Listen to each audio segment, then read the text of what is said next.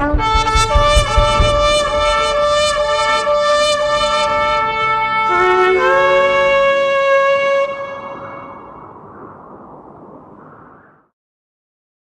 evening. My name is Pastor Benjamin Seeley. I'm a pastor, a worship leader, and an author from the UK, and I'm really pleased to be part of these 40 days of worship. This 40 days of worship to me is about setting our hearts upon the living God. It's not merely a music event or a campaign, but it is about returning the heart of a nation to Jesus. In authentic worship, we minister to God with the whole of our lives. True worship is not performance driven. It is not about how professionally we perform or how well we can sing a song. True worship is far deeper than that.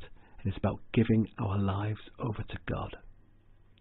In 2 Chronicles 7:14, God established a temple in the heart of Jerusalem, stating that if my people who are called by my name will humble themselves and pray, seek my face and turn from their wicked ways, then I will hear from heaven and I will forgive their sin and I will heal their land.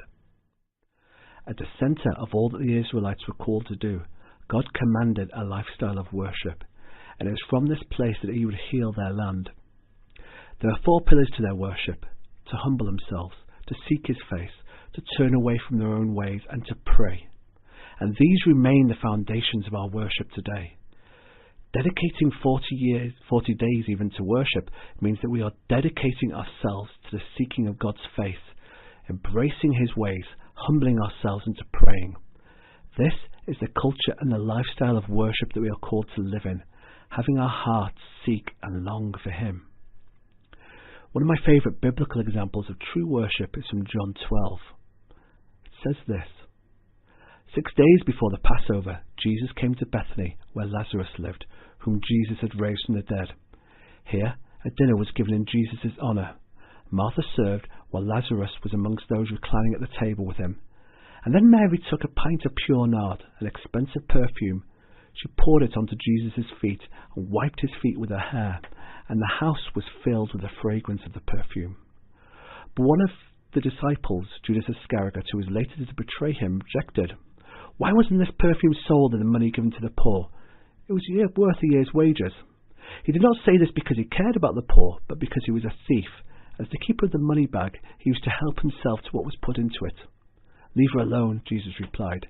It was intended that she should save this perfume for the day of my burial. You will always have the poor among you, but you will not always have me. In this verse we have 2 people who are sitting with Jesus, Mary of Bethany and Judas. Mary's reaction to Jesus exemplifies the meaning of worship. She was not content merely to sit with him, but she desired to minister to him, pouring perfume onto his feet and then wiping his feet with her own hair. This perfume cost a year's wages. She took the best that she had, maybe the most expensive thing that she owned, and she used it to minister to Jesus. She submitted to him absolutely, demonstrating that the most valuable thing in her life was Jesus himself. And we can contrast this behaviour to Judas's. Judas despises Mary's act because he did not love Jesus, and he couldn't comprehend Mary's worship. He uses Mary's selfless act to draw attention to himself and his own goodness. He boasts of how he could have used the money from the perfume to help the poor. Now, Judas didn't really care about the poor. What he desired to do was to display his own righteousness before men. He wanted to make himself look good. He used Jesus in his religious position to make himself look better and more important. He did not have the heart to understand what Mary understood, and neither did he behave as Mary behaved. Now, I believe that these 40 days are about our hearts becoming like Mary, where Jesus becomes our only desire and our only purpose. In John 7:38, it states that whoever believes in me, as the scripture has said, rivers of living water will flow within them. You see, genuine worship will bring with it genuine encounter with God. In fact, God states that he will inhabit the praises of his people. In 2 Chronicles, the glory of God became so strong as the priests ministered to him, they became overwhelmed by him. And this is what God has for a people who will turn their hearts to seeking him above everything else, an encounter with the living God. And this is what God has for the people of South Africa. So I look forward to worshipping with you in October and to meeting you all. God bless you as you begin this time of seeking the heart of God. And thank you. King of kings,